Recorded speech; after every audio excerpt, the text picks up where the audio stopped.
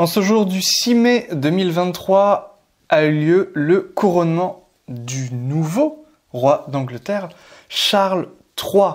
Nous allons voir ensemble si, puisque nous avons le thème astral de ce couronnement, si c'est une bonne période pour que ce couronnement soit faste, et puis j'ai envie de dire perdure. Alors bien entendu, il faut mettre du contexte. Charles III est déjà une personne âgée, une personne qui a plus, je crois, de 75 ans, 77 ans, si c'est pour être plus précis, je crois. Donc vraiment, c'est quelque chose à prendre, bien entendu, avec le contexte. Mais est-ce que c'était un bon moment pour le couronnement de Charles III? C'est ce qu'on va voir dans cette vidéo.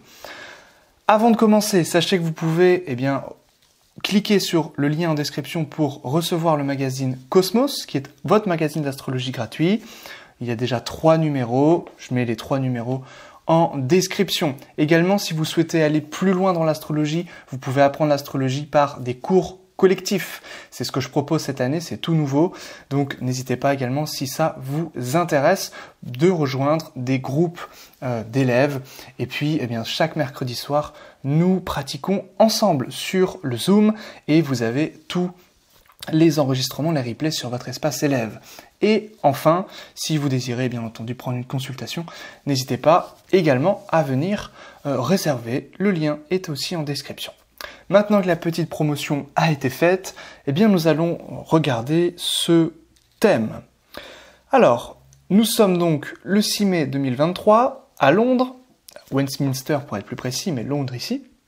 Et puis, nous avons l'heure du couronnement précis, qui est donc midi en Angleterre et qui est 13h en France. Alors, bien entendu, le soleil à midi, il est en maison 10. Ce soleil, il est important ce soleil, puisqu'il signifie la visibilité, la royauté. Il signifie la lumière, le trône, le chef, le roi. Donc, bien entendu, on le veut puissant. Et les 2 maisons les plus puissantes sont la maison 10 et la maison 1.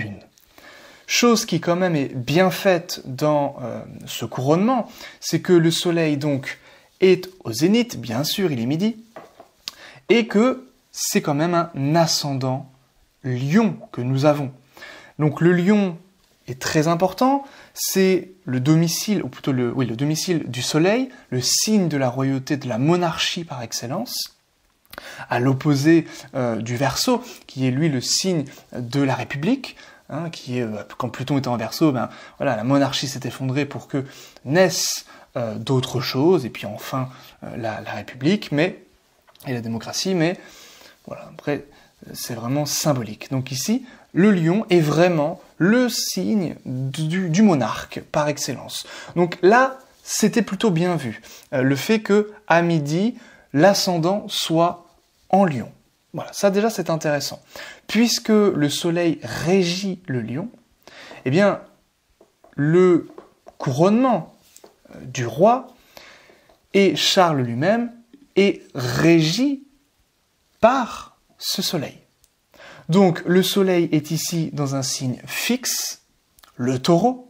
Ça c'est plutôt une bonne chose pour que le couronnement soit pérenne, soit fixe, soit sur la durée, pour que les choses tiennent bon ici. Le taureau étant, bien entendu, comme étant un signe fixe, le premier signe fixe, c'est quelque chose qui est ancré, qui ne bougera pas. Et nous avons ici les 4 maisons angulaires que sont le taureau, le scorpion, le lion et le Verseau, qui sont 4 signes justement fixes. Donc ici, nous avons un règne qui est stable, tout simplement. Donc il y a quand même des choses qui sont bien faites par rapport à ce couronnement. Bon. Maintenant, j'aimerais attirer votre attention, tout bêtement, sur ce qui s'est passé hier. Hier a eu lieu en fait l'éclipse à 19h 33. Et donc, le Soleil était tout près du nœud nord et la Lune du nœud sud. Donc, bien entendu, une éclipse, c'est une baisse de température et de lumière. Donc, c'était peut-être pas le meilleur moment pour faire un couronnement le lendemain. Et quelques heures même après. Au contraire, il aurait fallu attendre, je pense, que les luminaires s'éloignent grandement des nœuds. Puisque c'était une éclipse lunaire, donc forcément la lumière était très puissante sur cette lune. C'était une pleine lune. Eh bien, peu à peu, passé cette éclipse, la lune, elle va rejoindre le soleil ici. Donc nécessairement, elle va perdre peu à peu sa lumière.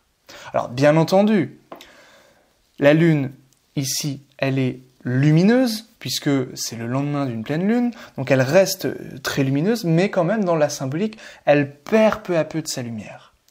Donc là, bien entendu, la lune peut régir pleinement la foule, le peuple, et cette lune, elle est dans son pire état.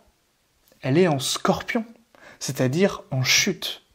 Donc une lune en maison 4, en chute, ça signifie ce qui vient s'opposer naturellement au roi.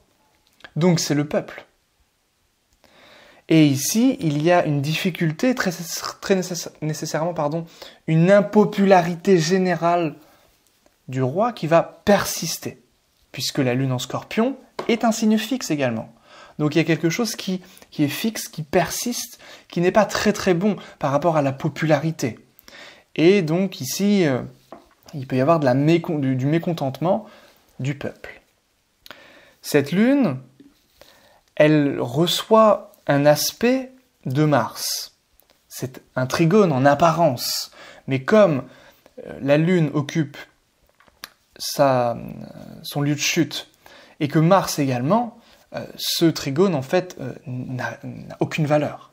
Ce trigone en réalité ressemble beaucoup plus à un carré.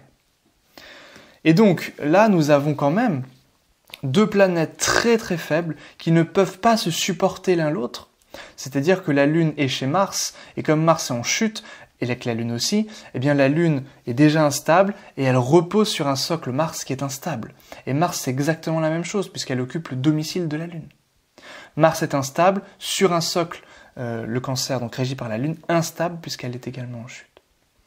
Donc là, nous avons vraiment deux planètes très instables, pas terribles. Mars qui peut régir ici les actions, le pouvoir, entre guillemets, aussi du roi, et plus exactement l'exécution d'un certain pouvoir, bien entendu, dans les limites du roi en Angleterre. C'est-à-dire que ce n'est pas nécessairement un homme politique, il n'a aucune... Enfin, il ne va pas remplacer un homme politique, mais il a quand même une autorité, il a quand même une puissance, et puis c'est quand même un symbole important. Eh bien, je pense qu'il aurait fallu que Mars quitte le signe du Cancer pour que Mars, justement, puisse entrer dans le signe du Lion, et là, il y aurait eu quelque chose de beaucoup mieux en termes d'énergie martiale, puisque ici, Mars est en chute dans le signe du Cancer, le Cancer est aussi un signe qui régit le peuple. Évidemment, c'est un signe émotionnel. Donc ici, il y a quelque chose qui est presque brisé, déjà d'avance, par ce couronnement. Mars, en chute, il peut y avoir des difficultés donc à agir, on peut réagir de manière un petit peu forte, un petit peu véhémente, un petit peu violente. Et surtout, ce Mars, il est vraiment sur la cuspide de la maison 12. Donc cette cuspide de 12 est à 22 degrés et Mars est à 22 degrés. Donc c'est quoi la maison 12? Ce sont les ennemis cachés. Et avec Mars ici, eh bien, il y aura très certainement des contestations par rapport aux décisions prises par le roi, par Charles III. Donc voilà déjà des choses importantes. Et puis ce Mars, eh bien, il est maître de la maison 4. Il est maître du Scorpion. puisque la maison 4 commence à 1 degré Scorpion. Donc nous avons ici le peuple qui, très certainement, va tenter de faire des petits coups cachés, ou des coups bas, des coups cachés, des choses un petit peu, voilà, pour pas se faire avoir, mais qui vont peut-être tenter d'agir contre Charles III ici, contre la monarchie, le symbole du roi. Avec ce Mars vraiment conjoint à la cuspide de 12. Hein. Ça, c'est important aussi. Alors, il y a quand même des bonnes choses comme on l'a vu. Il y a le Jupiter qui est conjoint au milieu du ciel. Alors, il aurait mieux fallu un petit peu... je fais avancer, reculer un petit peu le temps. Donc, une période qui aurait été intéressante, ça aurait été vraiment la conjonction partile. Donc, à 11h45 en Angleterre, c'est-à-dire midi 45 en France, où là, Jupiter était vraiment conjoint au milieu du ciel, de manière partile. Donc là, ça aurait été quelque chose d'assez puissant, d'assez intéressant. Même si, bon, Jupiter ici est maître de 8, donc ça aurait peut-être entraîné un changement à un moment donné, hein, quand même. D'autant plus que le milieu du ciel n'était pas ici dans un signe fixe. Donc très certainement que s'ils ont des astrologues, ils se sont dit milieu du ciel en signe fixe, c'est important. Et très certainement qu'ils ont suivi une tradition et que cette tradition suivait, en tout cas dans le temps, des astrologues. Hein. Ce qui n'est très certainement plus le cas aujourd'hui. Le milieu du ciel, quelques minutes après, ici, avec le nœud nord, ça, le nœud nord au milieu du ciel, c'est quand même un indice de pouvoir, de puissance, d'importance. Mais c'est aussi une planète d'ombre, le nœud nord. Donc, il y a aussi des choses qui peuvent être reprises. Il y a aussi des choses qui se font vraiment dans l'ombre, des choses un petit peu particulières hein, par rapport à ce nœud nord. Donc, bien entendu, si le nœud nord est au milieu du ciel, vous avez le nœud sud au fond du ciel, en maison 4. Et donc, le nœud sud, c'est une insatisfaction, ici, du peuple, forcément. Donc, le mieux, ça aurait été, selon moi, de faire avancer encore le temps, en fait, ce zodiaque, pour que on retrouve le soleil à 15 degrés, ici, au milieu du ciel. Donc, on aurait été plutôt aux alentours de 13 heures. Et ce qui est très intéressant, donc je fais avancer un petit peu encore. Si je fais avancer, donc je suis à 27 ici du Lion. Et l'idée, ça aurait été, alors je vais vous montrer les étoiles fixes, ça aurait été de se rapprocher du plus possible de l'étoile royale par excellence, c'est-à-dire Régulus, qui aujourd'hui, en astrologie tropique, se trouve à 0 degré de la Vierge. Elle vient juste d'entrer en Vierge. Donc ça aurait été super, pour le couronnement. C'est-à-dire que le fait que l'ascendant, qui est ce qui se déplace le plus rapidement, c'est-à-dire les maisons, ce qui se déplace le plus rapidement dans le thème, et ce qui particularise le plus le thème, la situation, ou le natif, dans un thème natal, eh bien ici, l'ascendant qui marque le couronnement, la vie du couronnement, aurait été bien meilleur vers 13h, heure d'Angleterre, c'est-à-dire 14h en France. Et même un petit peu avant, ça aurait été encore meilleur. Alors je ne sais pas si vous avez vu, alors je vais vous montrer les étoiles fixes, je ne sais pas si vous avez vu, donc Régulus, ici, est à 0 Vierge, on fait avancer un tout petit peu voilà, le thème, et on tombe sur un ascendant ici, sur Régulus. Ça aurait été vraiment intéressant pour le couronnement, tout simplement. Donc, ce qui nous donnait à peu près une date, donc si je mets voilà, ici, une date, donc une heure en fait, voilà, aux alentours de 13h12, pour rester quand même dans le signe du Lion, et 13h15 pour vraiment être conjoint à cette étoile fixe, Régulus, qui est vraiment l'étoile qu'ont dans leur thème natal les papes, beaucoup de présidents, etc., beaucoup de chefs. Et effectivement, Régulus, c'est une étoile majeure, une étoile très très importante. Et bon, s'il y avait eu des astrologues, très certainement qu'ils auraient travaillé sur cette question. Et très certainement que, comment je pourrais dire, qu'à un moment donné, à midi, eh bien entendu, dans le temps, avec les astrologues, eh bien l'ascendant tombait sur Régulus. Ça aurait été très intéressant de voir ça.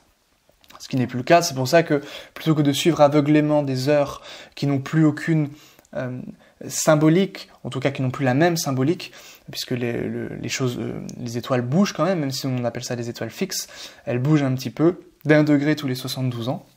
Donc, évidemment, au fur et à mesure des siècles, eh bien, on doit s'attendre à des changements de position sidérale. Donc, nous devons aussi, en tant qu'astrologue,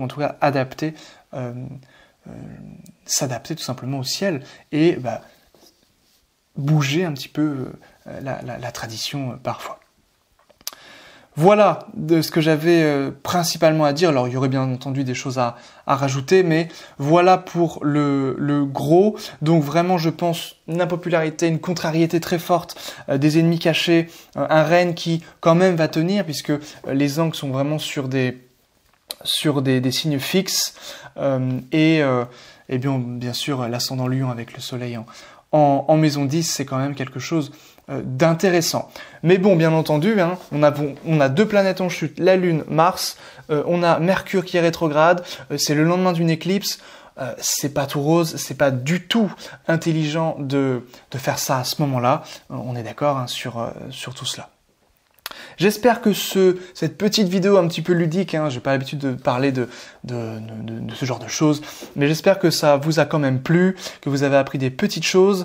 Donc là, on serait plutôt sur un thème d'élection, comment on peut vraiment mettre toutes les énergies de notre côté pour faire fructifier les choses et faire que une entreprise, qu'un couronnement, qu'une action ou qu'un mariage puisse vraiment tenir longtemps. Eh bien, c'est possible en astrologie avec les thèmes d'élection.